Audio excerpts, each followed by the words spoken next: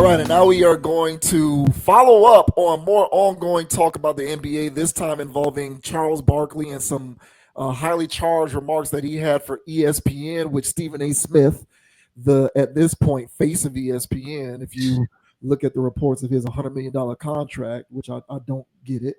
But Stephen A. Smith responded to Charles Barkley. So for anybody who doesn't know, we're going to play the clip. Charles Barkley on Inside the NBA last week went off on Kendrick Perkins specifically, but overall he was talking about ESPN and its penchant for only wanting to talk about certain teams specifically, and that being an injustice towards the NBA overall and ignoring the teams that have had real success and deserve to be talked about the most. Agreed. So he pointed out Kendrick Perkins specifically for perpetuating this, but he was mainly taking shots at ESPN, period. And Stephen A. Smith, of course, as the do boy for ESPN, he definitely he has something to say about that. So he clapped back at Charles. So we're gonna go ahead and play this and give our takes on this whole situation. So this says Stephen A. Smith blasts fool Charles Barkley after his Kendrick Perkins ESPN rip job. Stephen A. Smith didn't stay silent for too long after Charles Barkley eviscerated ESPN and in particular Kendrick Perkins. Perkins responded to the clips about him, but Smith also felt the need to jump into the fray and responded to Barkley's critiques in a post on social media. So before I read Stephen A. Smith's it makes more sense to actually play what Charles had to say. So let me cue this up real quick. Fool idiot. We're gonna cue this up. Charles went in, and I loved every second of it. Yeah.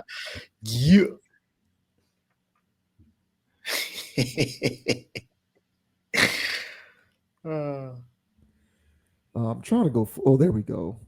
Trying to go full screen on it. You know, Kenny Smith was scared, bro, like he always is. Well, yeah, Kenny Smith always is. Kenny Smith is the high road guy. Kenny Smith is the high road guy. But okay, so here we go. Here's what Charles had to say. I saw a fool idiot on TV talking about the Lakers saved the NBA. Oh, come on, Buffalo. Well, let me refresh it. We're going to play this because this sound is just too good. So yeah, man. I mean, listen, bro. A lot of people got a lot of stuff to say about Charles Barkley, man, as far as his takes on certain things or whatever. But I would say honestly, bro, people could say always, but I would just say, man, over the last few years, man, last 5 to 10, honestly, he's just been spot on calling this stuff out, man. And they say he's a get off my lawn hater or whatever, but he just calls it how he sees it, man. And I appreciate all of it. I do as well. All right, so here we go. I saw a fool idiot on TV talking about the Lakers saved the NBA. Save the NBA? Yeah. He's an idiot and a fool, but he know who he is. What's his name, Shaq? Which one you talking about? Kendrick Perkins. Oh, he said the Lakers. First of all, the Lakers have had a great 2 weeks. He said the Lakers saved the NBA season. That's because them fools on the other network, which we're gonna be working for next year. That's all they talk about. You fools on other networks, which we're gonna become fools next year. We be working on that network. Oh man, if we were like going to a poetry slam at a coffee shop and they snap the fingers whenever the poet is done. Yeah, bro, that was worth finger snaps, bro. Yeah, that's a finger snap worthy. All right, so Stephen A. Smith responded on Twitter by saying, "Yo, Chuck, stop the BS with the y'all. Attach a name to it," which he did. He said Kendrick Perkins. So I don't know what Stephen A. Smith is talking about. He literally said Kendrick Perkins. He said a name. I know I've been talking about the Cavs being the number 1 threat to the Celtics. Once you come over here, there's going to be some folks waiting to call you a fool. P.S. You know I love you, though. See y'all soon. Yo, at the Jet on TNT. Workbook those free throws. Love y'all. So that was Stephen A. Smith's response. As part of a deal with ESPN and the NBA, Turner is licensing out the beloved studio show Inside the NBA to the worldwide leader starting next season. All right, so there's no other reason to continue on with that article. That's pretty much the gist of it. You saw what Charles had to say, and then Stephen A. responded to that. So I'll let you go ahead. The floor is yours with your take on that exchange and what Charles had to say, and then Mr. Stephen A. Smith's response. Well, okay, as I already said, man, Charles laid the thunder down. All right, he, you know what I'm saying, like Zeus, bro, straight from the heavens, down to earth, and striking the Disney Studios, ESPN, Kendrick Perkins, and of course, Sad himself, Stephen A. Smith. And then here comes Stephen A. Smith. All right, with all of this, you know what I'm saying? Internet bass in his voice, Twitter fingers. That's what this is. You know what I'm saying? Because he didn't have this level of get back when LeBron got in his face that night, I think. Because that was when the Lakers was playing the Knicks. That's when he was there or whatever. Was that the same night? It had to have been because they had the Lakers and Knicks, so that was the night he got pressed by LeBron. Mm-hmm. And he ain't did nothing but backpedaling ever since. Yep, he bent the knee. He bent the knee the next day. He bent the knee. Unbelievable, bro. You know what I'm saying? But is it really? We're dealing with Stephen A. Smith right here. You know what I'm saying? Stephen Fetchard himself.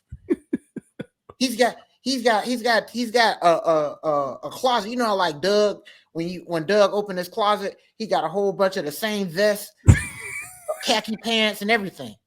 When you walk into Stephen A's closet, it's just a whole bunch of tap dance shoes. You know what I'm saying? White shoes himself. You know what I'm saying? Chucking and jiving. And so when LeBron pressed him, you know what I'm saying? As the duck he is, when LeBron pressed him like that, you know what I'm saying? That's my effing son. Leave my effing son. That's my effing. Like, what you gonna do? I would have emailed Udoka him. You know what I'm saying? Or email you who poked you. You know what I'm saying? I would have just straight up like, bro, like, who you talking to me? What you gonna do about it? Of course, but Stephen A. Smith knew what that was.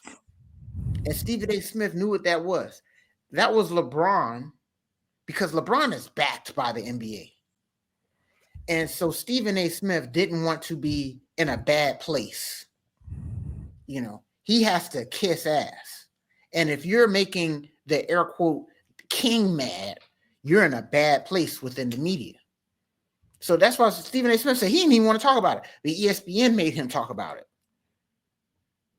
And so his boss told him to go dance, boy. Clear this up right now.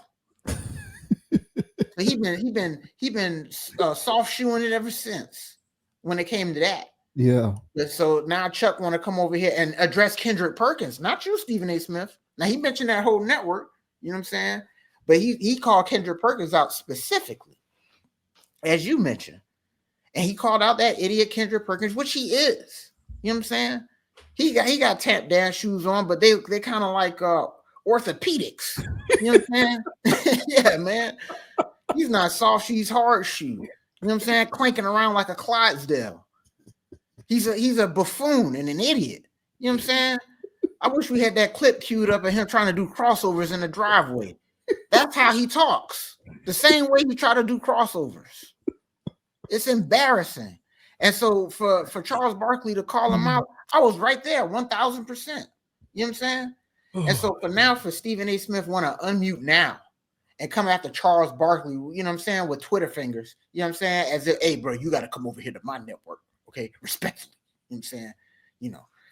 It's like, man, please, bro. So now he trying to what's that? Pull rank on Charles Barkley in a situation of, hey, bro, you know what I'm saying? You're gonna have to come over to my network next year, and I ain't gonna play fair with you. You know what I'm saying? Type whatever the hell that means. Basically snitching to the bosses.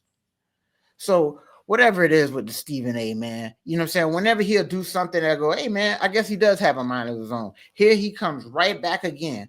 You know what I'm saying? Just proving why he made that $100 million, because he's willing to tap dance at the drop of a dime. So I don't care about his little mini Twitter fingers clap back. It was just as soft as him backing down when LeBron approached him. But what are your thoughts on Charles Barkley laying fire to ESPN and then Stephen A. Smith responding? I think Charles Barkley was a mouthpiece in that moment for all real basketball fans I agree, everywhere. 100, I 1,000. think there's the mainstream fan that Mhm. that only knows the Lakers and Warriors and only watches First Take. So Mhm. all they know is this programming and these teams, and so to them, whatever ESPN does is gospel. But then Mhm. there's the real basketball fan who watches all the games, who knows the ins and outs of the game, knows the history of it, follows along with these teams and these players, and consumes a plethora of content, not just the surface level mainstream stuff that they peddle on ESPN. And Charles Barkley was speaking on behalf of all the real fans who know the difference between the fake and the real. Right. 1000%. I agree with him 100% on Kendrick Perkins. And see, here's what Charles was getting at. There's all this conversation, I believe the NBA is dealing with an existential threat. It doesn't know what kind of league it wants to be. It doesn't know where it wants to go. It's directionless at the moment. Yes. Do we try to figure out how to deal with load management, or do we just let it go? Do we try to figure out how to deal with the 3-point shot, or do we let it go? Do we let players continue to get more power, or do we try to rein it in to give the organizations and the owners a little bit more of their power back? The league doesn't know what it wants to do. It doesn't know what it wants to do. All it knows is that it wants to continue to make more money. And in lieu of the existential threat, we are now dealing with this ongoing conversation around whether the league is falling off because it's directionless. Part of the reason, in my opinion, why the NBA continues to experience this existential threat is because of its allowance of this narrative-based commentary 24/7. Like, I think people are tired of that. And I think Charles was lending voice to some of that frustration. Yes. Like, the problem that people have with ESPN, and Kendrick Perkins does this, he perpetuates it, is after every single game or every single event that takes place in the NBA, you tune in to First Take on one of these ESPN shows, and they got to do GOAT talk and legacy talk. Exactly. People are tired of that. You don't think that this constant GOAT talk and legacy talk that y'all are doing is feeding into people's disdain with the NBA? Exactly, man. You don't think that that's fueling the divisiveness and the frustration? Where do you think that stuff is coming from? Like, your favorite player is Allen Iverson. Yes. Right? Your favorite player is not LeBron or Michael Jordan. No. Right? Your favorite player is Allen Iverson. Yes. But when you turn on the ESPN First Take, it's narrative talk. Yes. So I'll give you an example. This is the easiest example that I can think of, and it's what alienates people like you who are in your position, who like people like Allen Iverson. Allen Iverson in 2000-2001 season was the driving force on the Philadelphia 76ers. They went to the NBA Finals and eventually lost 4-1 to the Lakers with Kobe and Shaq. Allen Iverson was the only real offensive threat on the team. The rest of the team was George Lynch and Dikembe Mutombo and Eric Snow and Kevin Ollie. Right? That was the rest of the team. Aaron McKee, is that his name? Aaron McKee. He backed up Eric Snow. He came off the bench. Yeah. So Allen Iverson's a driving force on the team. Of course, they get to the Lakers and they're overmatched. They win game 1 and then they lose 4 straight. And coming out of that series, it was just they didn't get it done. They lost. Iverson lost, and that's it. But you put a player like LeBron in that exact same situation, and I'm being told on ESPN that the reason why he lost isn't because they were overmatched and not good enough, but it's because LeBron didn't have enough help. Yes, bro.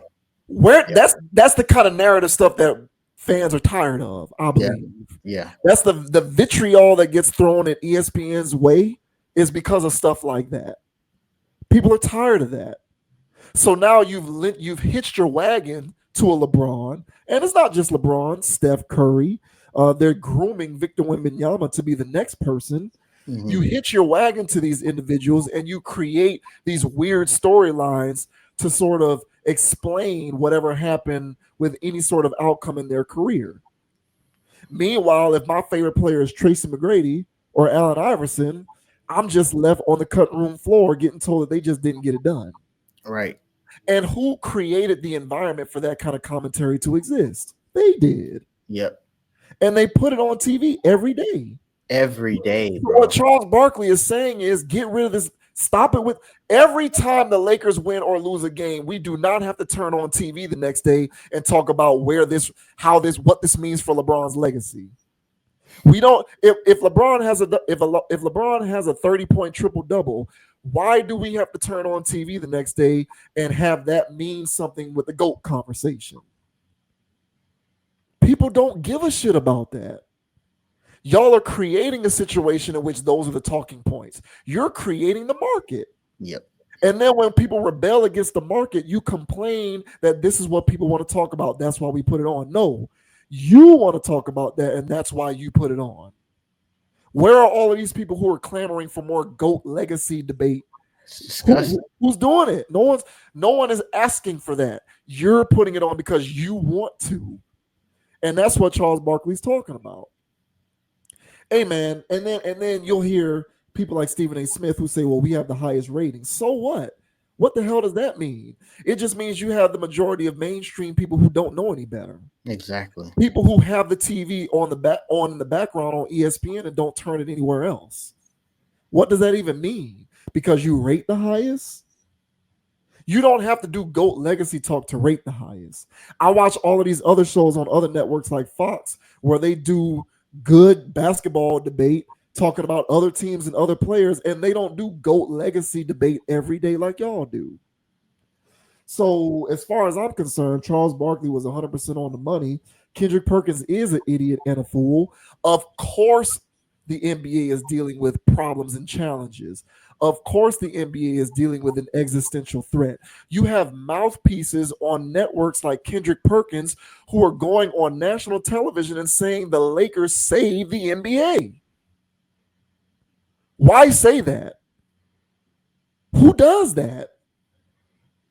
Why do we even need? Why do you feel compelled to get on national TV and say stuff like that? And then you'll get on social media or go onto another show and complain about how people are talking bad about the NBA, how fans are talking, how the media is talking bad about the NBA. Exactly. You got morons like Channing Frye saying that people are too nostalgic over the NBA and don't want to let the past go, and that's why the NBA is suffering. No, it's suffering because people like Kendrick Perkins are fueling that fire by saying that a single team is saving the whole league. Yeah, man. Okay, well, if the NBA is if the Lakers are saving the NBA, why should I give a damn about other teams? So I think that's what Charles is talking about. I agree, man. That is what he's talking about. And when they announced that show was moving over to ESPN, I shed a single tear because all Disney and ESPN are going to do is bastardize the hell out of that show. Yep. They're going to neuter it and turn it into the ESPN version of Inside the NBA. Yep. It won't be nearly as compelling. It won't be nearly as interesting. It won't be nearly as funny. It won't be nearly as insightful. And you will have conquistadors. You will have conquistadors, colonizers like Stephen A. Smith, who will invade that platform and dilute it into perpetuity. Yes. It's sad. It really is. Hey, man, I agree, bro. And I remember when they first started all of that GOAT debate stuff, probably around 2007, 8-ish. Yeah. I'm like, hey, what are y'all talking about? And it's not like I was anti-LeBron. I was like, hey, man, you know what I'm saying? This guy came out immediately. So I was there and I'm watching. And then there was stuff going on. I was like, oh, well, I guess he ain't got it. Hopefully he gets it by, when he turns 30, or get close to his 30s. But at that point, I was like, let the man do his thing. But then they started the agenda. They started the agenda back then. And they just kept pushing it. And it got to the point where it's like the conversation spilled over to the basketball court. It did, yeah. So now these guys are giving talking points that they heard on ESPN. And I'm like, hey, man, what are you talking about? And they just, hey man, he's 6'8", 260 pounds, runs like a freight train. So what the hell? Who talks like that? When we were talking about anybody, we were talking about Iverson, we were talking about Jordan, we were talking about anybody. We didn't mention their height and their weight and how they did any damn thing. We were just talking about the game. And so, so those talking points spilled over into, into like the psyche of sports fans. It did. Not all sports fans, but I guess the casuals. But these were dudes that played at the court too. So I wouldn't deem them casual, but it was still getting to them. Mm-hmm. And so it's been going on for so long to the point where I can't even watch it, bro. Me personally, I just can't watch it anymore. It'll be segments. I'll watch a segment here or a segment there, especially with, YouTube and other things like that. I can watch this. I can dance around GOAT conversations. I don't have to watch it. If I'm watching the TV, then I'm subjected to it. But I can just watch clips of something else that happened. Yeah. But them ignoring the Cleveland Cavaliers is criminal. Them ignoring OKC is criminal. And like you said, man, OKC's got the MVP this year. You know what I'm saying? It's either him or Jokic again. You know what I'm saying? But they got the MVP on their team at OKC, and those boys be playing, man. They be playing defense, bro. Like, they be balling. And, Chet down, who gives a damn? They still out there. They just throw somebody out there, and that guy be hooping. And so it's like, hey, man, can we have a Dort conversation? Can we bring in Lugan's Dort? Or y'all don't want to talk about Dort? He's not exciting. He's not a splash person. You know what I'm saying? Or what about Jalen Williams? We can't talk about him, And so, no, these guys aren't exciting. These guys aren't face of the NBA material, But those guys be out there hooping. Everybody over there in Cleveland, and they just throw somebody out there and they're balling. So nobody talks about Evan Mobley at all. But Evan Mobley's a baller. And so, hey, man, I'm over it. I'm over it. So that's why I checked out. And then when I try to watch the games, there's this weird thing going on where these guys are flopping and these certain guys are getting calls and these other teams aren't. And it bothers the hell out of me. I can't watch it. I just want to see a game get played.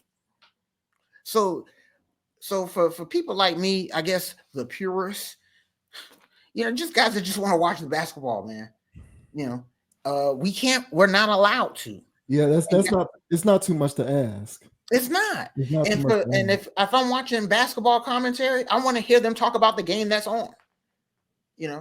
It's talk about that game.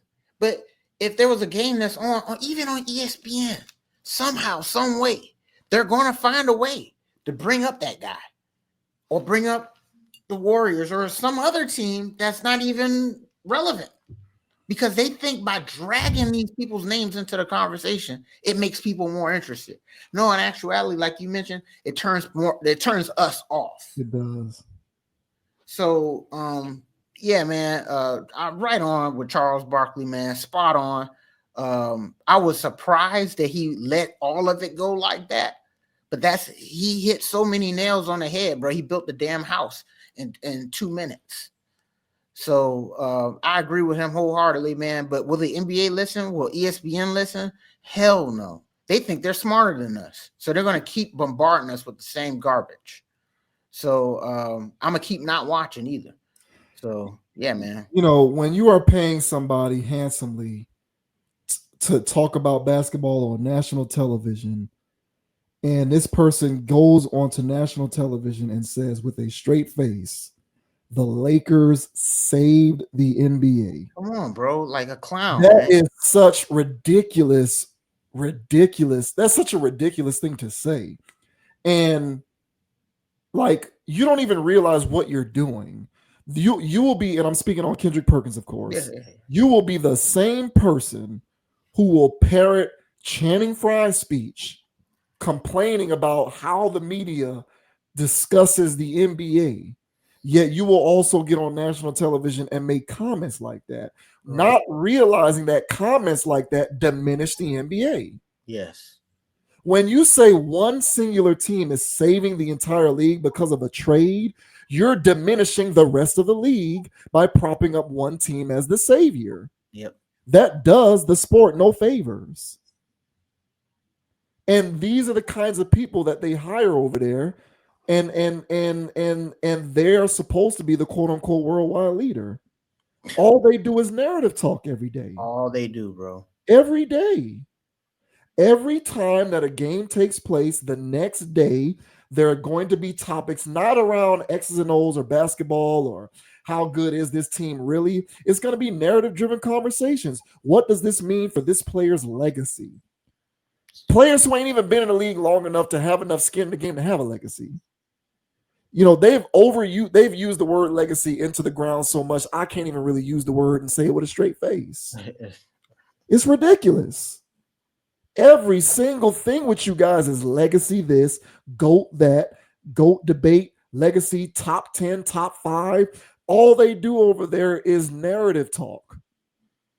And I don't want to hear anything about that's what we need to do to rate, because I watch the shows on FS1. They don't do that, and they rate too. They're not doing all of this legacy crap that you guys do. So you can miss me with that BS logic. At the end of the day, their success is predicated solely on the reality that at this point they have become too big to fail. It is not because of the quality of content. No. It's not. It's not. It's because they are running a de facto monopoly on sports media in the mainstream. Yes. That's the only reason why. Yep. That's why First Take rates the highest. They have no true competition. Exactly. So all the way around, I don't like the way that they are just, to me, there's a bit of a hypocritical, contradictory nature to NBA coverage over there, because they will spend so much time, engaging in ongoing dialogue over the state of the NBA, how well it is or is not doing, and how talk of the league's demise is greatly exaggerated. Yet they will at the same time do and say things that perpetuate the demise of the NBA. You can't make that make sense. Like, I was, as a fan of the game, I was offended when Kendrick Perkins said that. I bet. Saved it for who? They ain't saved it for me. Saved it for who? Everybody I know who likes the NBA is going to watch the NBA whether the Lakers are good or not. Whether that trade happened or not, they were still going to be watching it. So who the hell saved it for who, Kendrick? Who did they save it for? Stuff like that is killing the NBA more than anything else. Amen. And it's right on with Charles Barkley. 1,000%. I don't care how well you thought he did or did not talk or elocute himself. The substance of his message was right on the money. Yeah, man. And I've said this on, numerous occasions, especially when we were talking about the Luka trade. For whatever reason, the NBA loves the Lakers. The NBA loves the Lakers. And that talking point that Kendrick Perkins gave is that is what the NBA thinks. They think that trade did save the NBA. That's how the NBA thinks. And ESPN is just a talking piece for the NBA. And that's what I was telling you, man.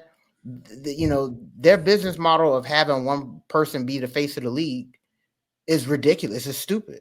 And it's old.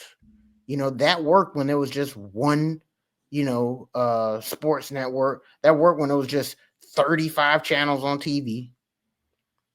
People are eclectic right now. People can multitask. People like variety. There's multiple people y'all can advertise, but their business model is stuck in the 90s. And so they think that one trade for that one team is what really matters. That's not competitive balance. That's not anything. So let's just ignore the best teams in the league and talk about number 2. It's ridiculous, dude. So, yeah, man, it's just the like you said, ESPN's running a monopoly more or less. Yeah, Fox is there, but they're gladly playing second fiddle. Correct. Exactly. They're not trying to challenge the power structure at all. Right. And so, ESPN, Disney, and in the NBA, they're all in cahoots. They're all in bed with each other, and they all think they're smarter than us. And they look at all these billions of dollars that they get for all of these media rights situations, and they feel like, they can tell us what we want to see. But yeah, man, one of these days, I think they will learn. There's enough content creators on YouTube and in other platforms where they're voicing their opinion and their disdain. And not all of them are from our cohort. There's some young cats out there too that see the BS, and they just want basketball. Yeah. So, hey man, this is going to be a fight for the purists versus the machine. It's so unfortunate that saying get rid of the narrative talk and just give me basketball talk means I'm a purist. Like I've been forced into that category. Agreed. Like out of necessity. It's ridiculous because I don't consider myself to be a purist. But we're the closest thing to it by default. Yeah. You know what I'm saying? Yeah. It's disgusting, bro. It is. I told you, bro. I've been got off them because I just got tired of it. It was over and over. Like they're the reason why conversations between, like Jordan, LeBron conversations, for example, they're the reason why those conversations get so heated.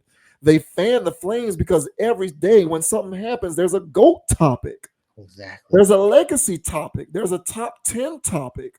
Maybe if you did a little less of that, people wouldn't take this stuff so seriously. But that stuff to me is a parasite within basketball commentary. It is not the same in other major sports. Nope. Yeah, people might get a little out of pocket talking Tom Brady or whatever, Joe Montana or whatever, but it's not the same. It's not nearly as parasitic as it is in the NBA. The NBA has a wealth of problems, and I've said this before. It's not just the way the game is being played by the players. It's not just the way the teams are being managed by the organizations. It's also the way the media talks about it. It's unique, the way the media talks about the NBA, and that is also contributing to the many problems that it has. Yeah, 1,000.